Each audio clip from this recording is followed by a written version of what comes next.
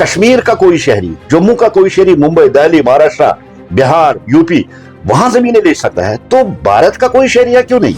ये क्या पाकिस्तान का हिस्सा है कि यहाँ दिल्ली का कोई रहने नहीं आ सकता? ये पाकिस्तान का हिस्सा है कि यहाँ मुंबई या महाराष्ट्र को नहीं रह सकता? अब यहाँ के बच्चों को आप टेक्स्ट बुक के जरिए टेररिस्ट मकबूल भट्ट को शहीद कहते हो, आप गिलानी, आप मसरत आलम, शबीर शाह जो देशद्रोही लोग थे उनको आप हीरो और लेजेंड्स कहते। एक अटैक परसों अनंतनाग में हुआ, एक शहीद हो गया एक जवान, उसके बाद कुलगाम में अटैक हुआ। तो लगता है कि कहीं ना कहीं पाकिस्तान की जो साजिशें हैं वो आज भी साजिश कर रहा है और कभी ना कभी वो कामयाब हो ही जाता है। ये भी एक हकीकत है। स्टेटहुड पे आप बहस कर रहे हैं, स्टेटहुड पे आप ड्रामे कर रहे हैं, स्टेटहुड पे आप पॉलिटिक्स कर रहे हैं।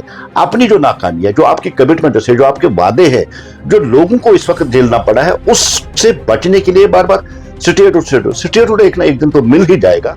बार बार अब स्टेटहुड की आड़ में आपकी अपनी जो फेलियर है, अपनी जो नाकामियां हैं, उनको छुपाना ये नेशनल कॉन्फ्रेंस की पॉलिसी है। आप सभी जानते हैं कि कल 5 अगस्त है और कल ही के दिन जम्मू कश्मीर को स्टेटहुड की जगह, राज्य की जगह जो है वो यूनियन टेरिटरी का दर्जा दिया गया था और साथ ही साथ जो कुछ अधिकार थे जम्मू कश्मीर के पास वो उनसे छीन लिए गए थे। आज उसी सिलसिले में बातचीत करने के लिए अल्ताफ ठाकुर जी हमारे साथ में है बीजेपी से, इनसे बातचीत करने की कोशिश करेंगे। बहुत बहुत स्वागत है सर। भाजपा ने प्रॉमिस किया था स्टेटहुड है वो वापस दिया जाएगा और अभी भी कोई गाइडलाइन या कोई टाइमलाइन जो है नहीं दी जा रही। तो वो आज भी हम कह रहे हैं कि अप्रोप्रिएट टाइम पे दिया जाएगा। और अभी आतंकवाद तो पूरी तरह से खत्म नहीं हुआ, हाँ बहुत ज्यादा कम हो गया है। और दूसरी तरफ अगर आप देखेंगे, देश के प्रधानमंत्री, देश के गृह मंत्री ने एक बार नहीं कई बार कहा, प्रॉमिस किया, कई बार उन्होंने आश्वासन दे दिया कि जो स्टेटहुड वो वापस आ जाएगा। और बार बार अब स्टेटहुड की आड़ में आपकी अपनी जो फेलियर है, अपनी जो नाकामियां हैं, उनको छुपाना ये नेशनल कॉन्फ्रेंस की पॉलिसी है। और already on the floor parliament में जो बात कही जाती है वो एक रिकॉर्डेड बात होती है। जब पार्लियामेंट में 370 खत्म किया गया, 35 खत्म किया गया और ये प्रॉमिस किया गया कि एप्रोप्रिएट टाइम पे स्टेटहुड वापस दिया जाएगा, तो उसका मतलब है स्टेटहुड वापस आएगा। और अब स्टेटहुड को आप मुद्दा बना रहे हैं, स्टेटहुड पे आप बहस कर रहे हैं, स्टेटहुड पे आप ड्रामे कर रहे हैं, स्टेटहुड पे आप पॉलिटिक्स कर रहे हैं। अपनी जो नाकामी है, जो आपकी कमिटमेंट है, जो आपके वादे हैं, जो लोगों को इस वक्त झेलना पड़ा है, उससे बचने के लिए बार बार स्टेटहुड एक ना एक दिन तो मिल ही जाएगा। अभी आप देखिए मौजूद वक्त का इंतजार कर रहे हैं।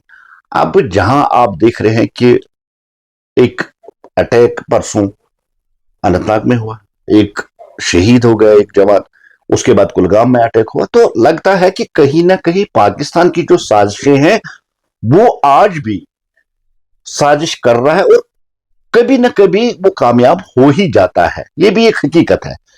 लेकिन जब तक आतंकवाद, इस बात में मैं एक सवाल ऐड करना चाहूंगी कि जब भाजपा ने स्टेटहुड छीना था तो उस टाइम पे यही हवाला दिया था कि हमने इसलिए सिक्योरिटी जो है वो हम अपनी जिम्मेदारी लेते हैं।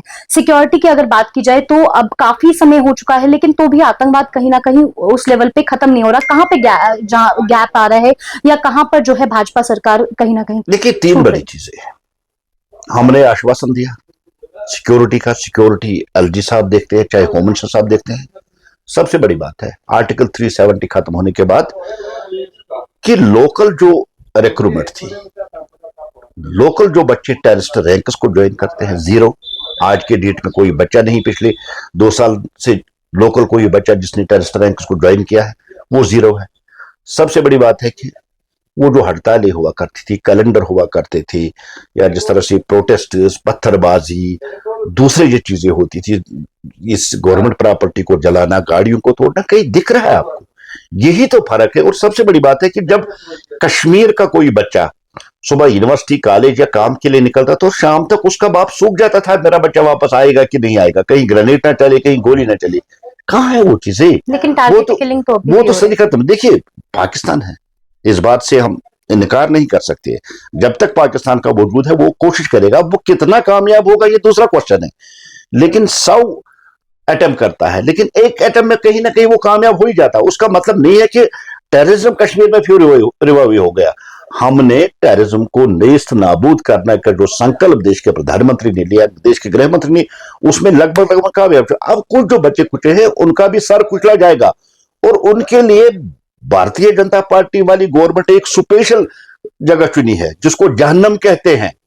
उस जहन्नम में उनको हम भर देंगे। जहां जहां भी टेररिस्ट होगा उसको जहन्नम में भेज देंगे। और टेररिज्म आप कह रहे हैं कि कश्मीर में बार बार ये टारगेट किलिंग होती है। देखिए, इसके पीछे यहाँ की रीजनल पार्टीज का बहुत बड़ा रोल है। अगर टेररिज्म कहीं सर उठाता है, इसके पीछे यहाँ की जो रीजनल पार्टीज का बहुत बड़ा रोल है। अब यहाँ के बच्चों को आप टेक्स्ट बुक के जरिए टेररिस्ट मकबूल भट्ट को शहीद कहते हो, आप गिलानी, आप मसरत आलम, शबीर शाह, जो देशद्रोही लोग थे, उनको आप हीरो और लेजेंड्स कहते। कहीं ना कहीं आप कश्मीर के बच्चों को और कश्मीर के बच्चों के जहनों में ये बात डालना चाहते हैं कि वो लोग सही रास्ते पे थे। और यही तो वो बात है जिससे थोड़ा सा कहीं टेररिज्म, या जिसको एलिनेशन कहते हैं या जिसको रेडिकलाइजेशन कहते हैं, उसमें इनका सबसे बड़ा रोल है। इन पार्टियों को चाहिए, जो कह रहे दहाई कह रहे कि टारगेट किलिंग हो रही है, उनको चाहिए कि टेररिज्म को ग्लोरीफाई ना करे, टेररिस्टों को शहीद ना कहे, जो देशद्रोही है उनको हीरो ना कहे। ये सबसे बड़ा रोल इनका है, क्योंकि यही आतंकवाद को बढ़ाने वाली पार्टी है। और हमने प्रॉमिस किया है, देश के प्रधानमंत्री, और हम आज भी कह रहे सारे कुचलेंगे हर एक दहशतगर्द का। हर एक दहशतगर्द के लिए स्पेशल पुलिस जो बनी है, जिसको जहन्नम कहते हैं, उस जहन्नम में उनको फेंक देंगे।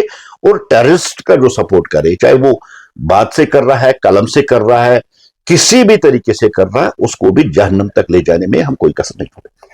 370-35 के हटाने के बाद जमीनों को प्रोटेक्ट करने के लिए या बच्चों की, कश्मीरी बच्चों की गवर्नमेंट जॉब में रिजर्वेशन के लिए सरकार क्या कर रही है? देखिए, मुझे बताइए कितने बाहर से लोग अभी तक यहाँ कश्मीर में सर्विस करने के लिए आए? कितने लोगों ने यहाँ जमीनें ली? ये प्रोपेगेंडा इनका है। नहीं, जम्मू में तो ली है, कश्मीर में बेशक नहीं ली है। जम्मू कश्मीर एक ही माना जाता है, जम्मू में तो एक देश है, एक विधान, एक प्रधान, एक निशान। अगर कश्मीर का कोई शहरी, जम्मू का कोई शहरी मुंबई, दिल्ली, महाराष्ट्र, बिहार, यूपी वहां जमीनें ले सकता है, तो भारत का कोई शहरी है क्यों नहीं? ये क्या पाकिस्तान का हिस्सा है कि यहां दिल्ली का कोई रहने नहीं आ सकता? ये पाकिस्तान का हिस्सा है कि यहां मुंबई या महाराष्ट्र को नहीं रह सकता? जब हम एक देश में रहते हैं, एक आईन को हम मानते हैं, एक झंडे को हम मानते हैं, एक विधान, एक प्रधान और एक निशान की जो मैंने बात की, तो सारे बराबर है। चाहे वो महाराष्ट्र का हो, चाहे बंबई का हो, चाहे श्रीनगर का हो। श्रीनगर का दिल्ली में ले सकता है। और ये शिकायत कॉन्ट्रैक्टर्स की भी आ रही है, कहीं ना कहीं जितने भी टेंडर्स है ज्यादातर जो है वो बाहर के लोगों को मिल रहे हैं। नहीं, देखिए आज आप अगर देखेंगे 2019 के बाद एकदम सारा ऑनलाइन हो गया। डिजिटल इंडिया की बात हम कर रहे हैं। अब टेंडर्स ऑनलाइन होती है, पोर्टल पे सारी टेंडर्स डाली जाती है। अब जो उसको फाल करेगा, जो क्राइटेरिया को कंप्लीट करेगा, उसी को तो मिलेगा। हमने कभी नहीं चाहा कि बाहर के लोगों को यहाँ टेंडर्स दी जाए, वहां यहाँ उनको कॉन्ट्रैक्ट दी जाए, और कश्मीरी को नहीं। आप देखिए ना, देश के प्रधानमंत्री नरेंद्र मोदी जी के दिल में कश्मीरी के लिए कितना प्यार है। इससे बड़ी मिसाल क्या है? वजीर आजम बनते हैं, सैलाब कश्मीर में आता है, अपनी पहली दिवाली कश्मीरियों के साथ मनाते हैं। कश्मीर की इकोनॉमी को बूस्ट करने के लिए यहाँ की नदरों की बात करते हैं, यहाँ की शाल की बात करते हैं, यहाँ की पेपर माशी की बात करते हैं, यहाँ टूरिज्म को बूस्ट करने के लिए टोली गार्डन की बात कर रही है। तो अब बताइए, ये जो ये लोग प्रोपेगेंडा कर रही है, उनको भी थोड़ा सा आंखें खोल के इस बात को समझना चाहिए कि भारतीय जनता पार्टी की पॉलिसी क्या है, भारतीय जनता पार्टी क्या कहती है। बाकी आजकल जो पोर्टल उस पर सारा होता है, ऑनलाइन सारा है। ऑनलाइन अगर मैं इस क्राइटेरिया को कम फॉलो करता हूं तो मैं भी कल ठेका ले सकता हूं। अब ये इल्जाम लगाना सारी बाहर वाले लोगों को मिलता है, ऐसा नहीं। पीएम पैकेज को लेकर जो है कश्मीरी पंडितों को कश्मीर में लाया गया, लेकिन परमानेंटली कश्मीरी पंडितों को यहाँ पर बसाने के लिए या उनकी सिक्योरिटी के लिए भाजपा क्या कर रही है? देखिए, हमारी प्रायोरिटी है कश्मीरी पंडितों को। एक कोशिश तो हमने की ना उनको यहाँ बसाने की, चाहे वो ओमपुरा हो, चाहे दूसरी जगह हो या तीसरी जगह। और आपने देखा कि बीच बीच में उसको बड़ा धचका भी लगा, जब हमारे कश्मीरी पंडित भाई बाहर जॉब के लिए जाते थे, कहीं जाते थे, उन पर टारगेट किलिंग होती थी। हमें पहले कश्मीरी पंडित को सेव करना पड़ेगा। और जब माहौल उस तरीके का कश्मीर में पैदा होगा, जब पूरी तरह से आतंकवाद का अंत होगा, पूरी तरह से आतंकवाद को मिटाया जाएगा, कश्मीरी पंडित आएगी। और सबसे बड़ी बात है, कश्मीर का मुसलमान चाहता है कश्मीरी पंडित वापस आए। ये जो सदियों से यहाँ सूफीज्म की जो अलमबरदार रही है कश्मीरी, चाहे वो हिंदू हो, मुसलमान हो, सिख हो, एक साथ रहा करते थे। आज भी कश्मीर का मुसलमान चाहता है कश्मीरी पंडित, और वो दिन भी दूर नहीं जब कश्मीरी पंडित इज्जत के साथ आके कश्मीर में रहेंगे। आतंकवाद क्या आपको लगता है कि जड़ से जो है वो खत्म हो पाएगा कभी? क्योंकि कहीं ना कहीं भाजपा ने यही कहा था कि आतंकवाद जब खत्म होगा, या भाजपा यही कह रही है कि आतंक टेररिज्म जब ठीक होगा तो उसके बाद स्टेटहुड मिलेगा। तो जम्मू कश्मीर के लोगों को कब तक जो है इंतजार करना पड़ेगा? देखिए, आतंकवाद पे हमारी सीधी सी स्टेट पॉलिसी है, नो टॉलरेंस ऑन टेररिज्म। करके दिखाया, बड़े बड़े खुद साख्ता कमांडर्स को जहन्नम तक पहुंचाया। एक बार नहीं, तीन बार पाकिस्तान के अंदर घुस के मारा, टेररिस्ट कैंपों को बर्बाद किया। अभी ऑपरेशन सिंदूर 1 साल ही हुआ है, आप देखिए कितनी बड़ी चोट पाकिस्तान को लगी है, दहशतगर्दों को लगी। मुझे लगता है आज भी उनके जख्म दर्द कर रहे होंगे, रस रहे होंगे कि जख्म, इतनी बड़ी चोट मिली है। दहशतगर्दी को मिटाना, टेररिज्म को मिटाना हमारा संकल्प है, हमारी प्रायोरिटी है, और मिटा के रहेंगे। सर कुचलेंगे हर एक दहशतगर्द का जो सर उठाने की कोशिश करेगा। जिस तरह से नक्सलाइट को खत्म किया, जिस तरह से और चीजों को खत्म किया, अब जो 90% लगभग हमने खत्म कर चुका, अब ये 5-6-7% जो बचे हैं उनको भी खत्म करेगी। और तब तक भारतीय जनता पार्टी वाली गवर्नमेंट, देश के प्रधानमंत्री, देश के गृह मंत्री तब तक चैन की सांस नहीं लेंगे जब तक कश्मीर की धरती से, जम्मू कश्मीर की धरती से एक एक आतंकवादी को जहन्नम तक नहीं भेजेंगे और कश्मीर को आतंक फ्री बनाएंगे। बहुत बहुत शुक्रिया। इसी तरीके की तमाम खबरों के लिए बने रहिए हमारे साथ। मैं भाव्या आपसे विदा लेती हूँ, फिर रूबरू होंगी 9 न्यूज़ अपडेट के साथ।